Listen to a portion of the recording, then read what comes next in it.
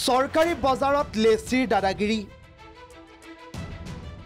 জুৰিয়াৰ বজাৰত কোনে নিৰ্মাণ কৰিছে অট্টালিকা নগাঁও জিলা পৰিষদৰ অধীনৰ এইখন জুৰিয়া চৰকাৰী বজাৰ এই বজাৰখনলৈ জিলাখনৰ বিভিন্ন স্থানৰ পৰা কৃষকসকলে নিজৰ ঘৰত উৎপাদিত সামগ্ৰী বিক্ৰী কৰি পৰিয়াল পোহপাল দি আহিছে বছৰ বছৰ ধৰি পিছে কৃষকসকলে এতিয়া এই বজাৰত নিজৰ উৎপাদিত সামগ্ৰী বিক্ৰী কৰিবলৈ অপৰাগ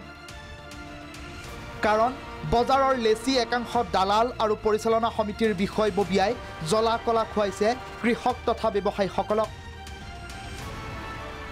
এইজন বজাৰখনৰ লেচি সুবীৰ ৰয়ক সহযোগ কৰি আহিছে আবু আৰু ৰহমান উপাধিৰ দুই দালালে অভিযোগ মতে লেচি সুবীৰ ৰয়ে পৰিচালনা সমিতিৰ লগত মিলি বজাৰত ব্যৱসায়িক স্থাপন কৰি দিয়া ভেটি পদপথৰ দোকানীক ভাড়াত দি ঘটিছে ধন ইমানেই নহয় এইজন সুবীৰ ৰয়ে লাখ লাখ টকাৰ বিনিময়ত এইদৰে চৰকাৰী মাটি অবৈধভাৱে বিক্ৰী কৰিছে য'ত স্থাপন হৈছে অট্টালিকা অবৈধভাৱে যিখিনি বিল্ডিং বনাই ৰাখিছে এইখিনি মুক্ত কৰিবলৈ আমি দাবী জনাইছোঁ আৰু আমি দেখিছোঁ যে বজাৰত গৰু ছাগলী যে লৈ আহে মানুহে বা শাক পাচলি লৈ আহে ধান এইবিলাক মৰাপাট লৈ আহে আচলতে চৰকাৰী নিৰ্ধাৰণ কিমান মাচুল কিমান এই মাচুলখিনি কিন্তু সাধাৰণ ৰাইজে নাজানে সেই ক্ষেত্ৰত ৰাইজৰ স্বাৰ্থৰ কাৰণে আপোনাৰ জিলা পৰিষদৰ ফালৰ পৰা এটা ফলক লগাব লাগে লেচি আৰু পৰিচালনা সমিতিয়ে কি অনিয়ম সংঘটিত কৰিছে ব্যৱসায়ীসকলৰ লগত শুনক তেওঁলোকৰ মুখেৰেই